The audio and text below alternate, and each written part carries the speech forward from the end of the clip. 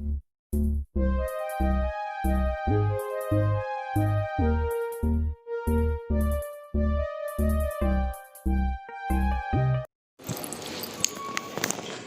everybody and welcome once again back to Easy English Explanation. How are you all? Hope you must be fine and enjoying to the heart's core. Enjoy your life and don't forget to study. Now, this is the third part of Standard 9 Beehive book, lesson number 7, packing. So, let's start by reading. Before that, I'll tell you the brief summary of part 1 and part 2. Let me tell you something about it. In the part 1 and 2, we saw that Three Men in a Boat book is written by Jerome K. Jerome. Out of that, this excerpt or paragraphs or the story has been taken, packing story. So, I have already told you about writer, which again I would like to share with you through the pictures. Then, that three men, that is three boys who are going for some outings and they had to do the packing. And our writer, Jerome, he offers to do the packing. And his friends, Harris and George, they readily agree. They accept the suggestion and they simply sit. But this was not the intention of Jerome. He only wanted to show his supervision skills of the packing and he only wanted to boss the job. He wanted to give orders to George and Harris, but they took it otherwise. Now, Jerome had to do the packing and he packed everything, but George and Harris just were making fun of Jerome and trying to make his work more troublesome. And then there was the time for packing of hampers, the eatable items that was offered by George and Harris, that they would do the packing of the hampers. And now they were making a mess of the packing, and this time Jerome enjoyed to see them. Now let's start the third part from 9th number paragraph. And then it was George's turn. He trod on the butter. I didn't say anything, but I came over and sat on the edge of the table and watched them.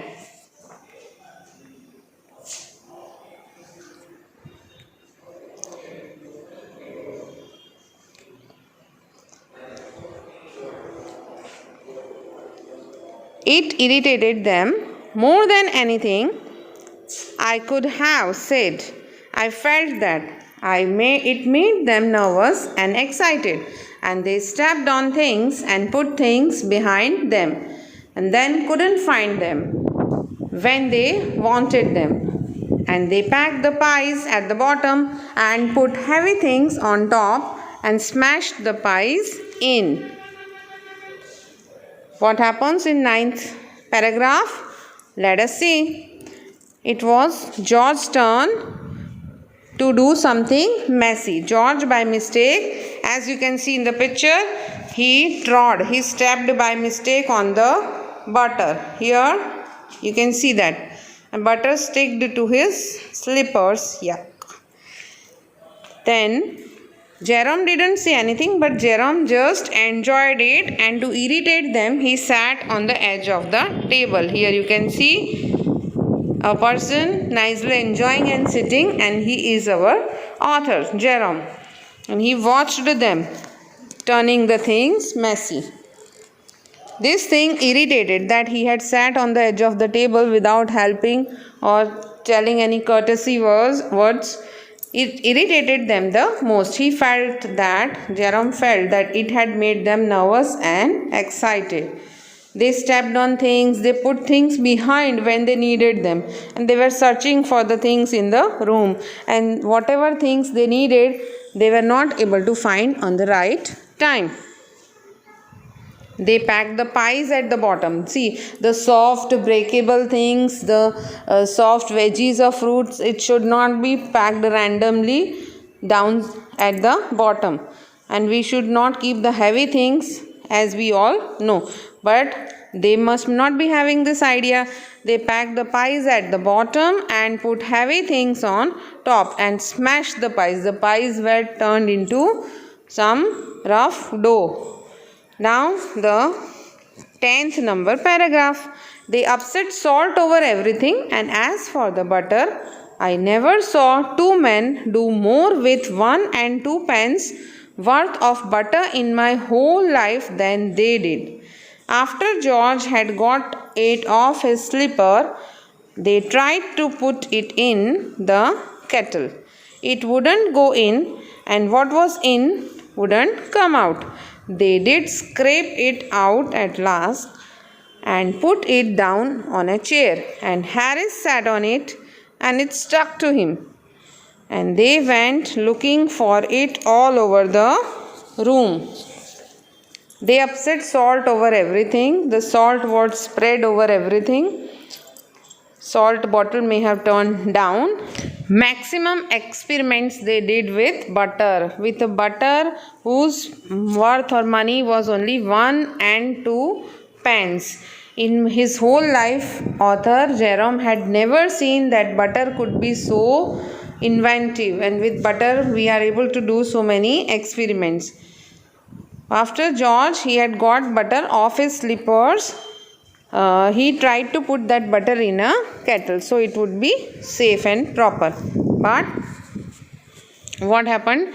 It was not coming in. When he tried to put the butter inside the kettle, it was not properly going in or out, because the quantity of the butter may be more than the mouth of the kettle.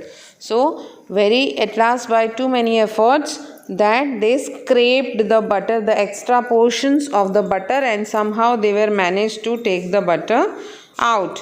And as soon as he took the butter out, George put the butter on the chair, and by mistake Harris sat on it. So the butter stuck to his bottom, and they went searching for the butter in the whole room. As now 11th number paragraph reading. I'll take my oath and I put it down on that chair, said George, staring at the empty seat.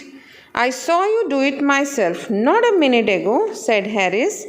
Then they started round the room again looking for it, and then they met again in the center and stared at one another. Most extraordinary thing I ever heard of, said George.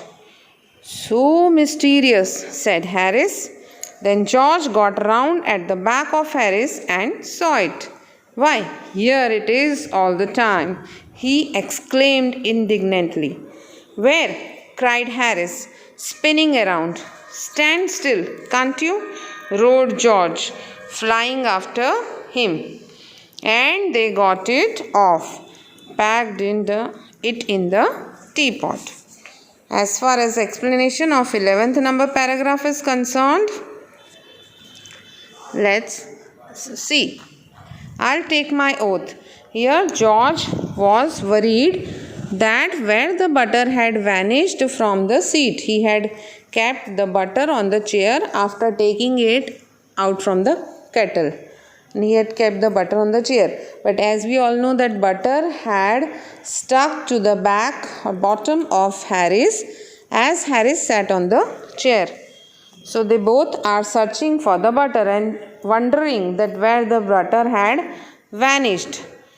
So he also agreed that yes, Harris agreed that George had kept the butter on the chair, and now where it has vanished. They both were searching while moving round in the room, and they met again in the center of the room.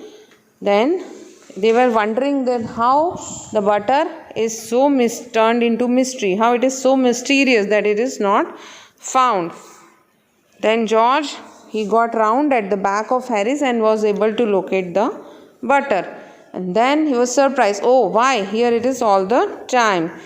And still Harris was moving. He was also turning around to search the butter. But as butter was stuck on his back, the butter was also turning with him, and Harris was not able to see or locate the butter.